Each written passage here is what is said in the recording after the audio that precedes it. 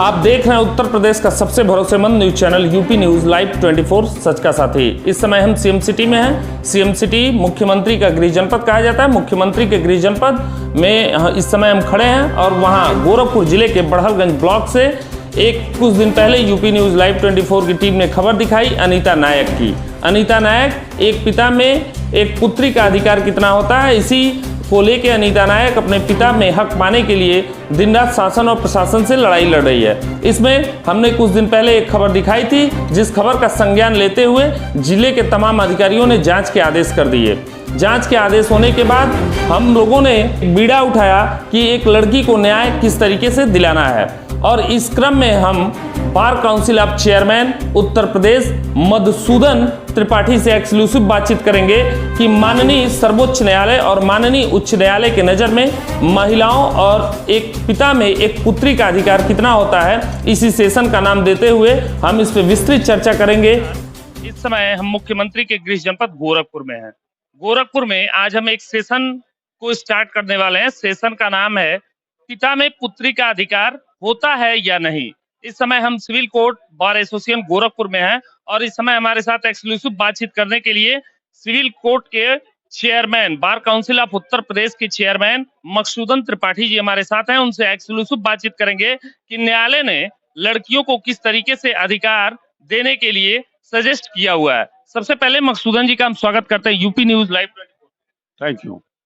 सबसे पहले सर हम आपसे जानेंगे कि इस देश में, भारत देश में एक पिता में जिस हैसियत से पुत्र का अधिकार होता है, उस हैसियत से पुत्री का अधिकार न्यायालय की नजर में कितना है, और उसको पाने के लिए लड़कियां न्यायालय से किस तरीके से शरण में आके और किस तरीके से अपने अधिकारों को पा सकती। देखिए, पहले तो नहीं था, लेकिन सुप्रीम कोर्ट ने इधर कई मामले में यह बात कही है कि पुत्र का जितना अधिकार पिता के संपत्ति पर है, उतना ही अधिकार बच्चियों का है, लड़कियों का है।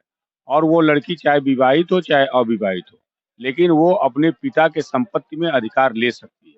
और ये अधिकार लेने के लिए उसको अगर वहाँ मिल जाता है हिस्सा, उसके बाप हिस्सा दे देते हैं, उसके भाई हिस्सा दे देते हैं, उसकी भाभी, चाची, मामी हिस्सा दे देती हैं, तब तो कोई मुकदमा नहीं होता।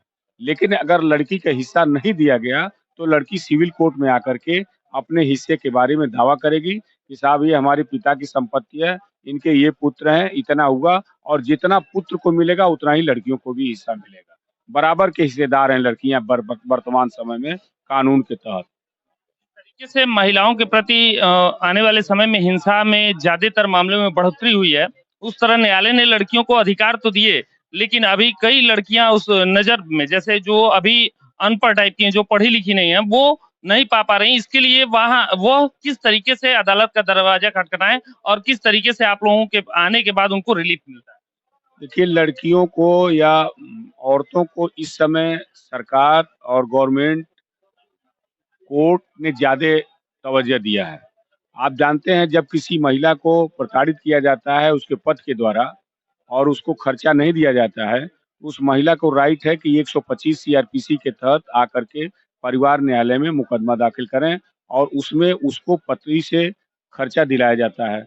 दूसरा, घरेलू हिंसा में अगर उसको कोई परिवार के लोग मार पीट रहे हैं, घर के अंदर प्रताड़ित कर रहे हैं, तो उसके लिए घरेलू हिंसा बना हुआ है और उस घरेलू हिंसा के तहत मुकदमा किया जाता है, जिसमें उसको खर्चा मिलता है। दूसरा, अगर उसका सामान जो उसके दिया गया है दहेज में नहीं दिया जाता है, तो दहेज प्रतिषेध अधिनियम के तहत धारा 6 के तहत उसके खिलाफ मुकदमा किया जाता है कि हमारा जो भी सामान है उसको दे दिया जाए। तो इस तरह से महिलाओं को गवर्नमेंट ने और सांसद से पार्लियामेंट के द्वारा काफी रिलीफ दिया गया है। उसकी अपेक्षा पुरुष को कोई रिलीफ नहीं दिया गया है। 125 भी वो कर सकती है, घरेलू हिंसा भी कर सकती है, दहेज प्रतिशोध का मुकदमा भी कर सकती है और अपने स्त्री धन को वापस करने के लिए भी मुकदमा कर सकती है। लेकिन पुरुष को कोई राइट नहीं दिया गया है कि वो पत्नी से कैसे बचे। जिस तरीके से मेरे सेशन का नाम है एक पिता में पुत्री का अधिकार, तो कई लोगों का ये सस्पेंस अभी भी हमारे दर्शकों का बना हुआ है जो हमारे चैनल को अभी लाइव देख रहे हैं कि विवाहित पुत्रियों का अधिकार होता है कि अविवाहित। दोनों विवाहित और अविवाहित दोनों का अधिकार सेम है। किस तरीके से इसका निर्णय सुप्रीम कोर्ट ने किस तरीके से दिया है एक दो मामलों में, तो आप लोगों के सुप्रीम कोर्ट ने ये कहा है कि जिस तरह से लड़कों का अधिकार पिता की संपत्ति पर है, उसी तरह से लड़कियों का भी अधिकार सेम पुत्री का भी अधिकार पिता के संपत्ति पर है, अगर वो एंसेस्ट्रल प्रॉपर्टी हो या वो उसके द्वारा अर्जित प्रॉपर्टी हो, दोनों में उसका सेम अधिकार है। सेम अधिकार है। देखिए हमारे साथ बार काउंसिल ऑफ चेयरमैन हैं हमारे साथ मकसूदन त्रिपाठी, जो बताए अपने सेशन में कि लड़कियां विवाहित हो या अविवाहित हो, उनका बराबर का हक हर प्रॉपर्टी में बनता है। उसके लिए वो न्यायालय का दरवाजा भी खटखटा सकती हैं। उनको अगर डिस्ट्रिक्ट लेवल पे या प्रशासनिक स्तर पे अगर उनको नहीं मिलता है तो वो न्यायालय का भी दरवाजा खटखटा सकती है, और न्यायालय का दरवाजा खटखटाने के बाद उनके अधिकार को न्यायालय सुरक्षित करके उनके अधिकारों को दिलाएगा। कैमरा पर्सन सर्वेश तिवारी के साथ प्रशांत त्रिपाठी की रिपोर्ट, गोरखपुर।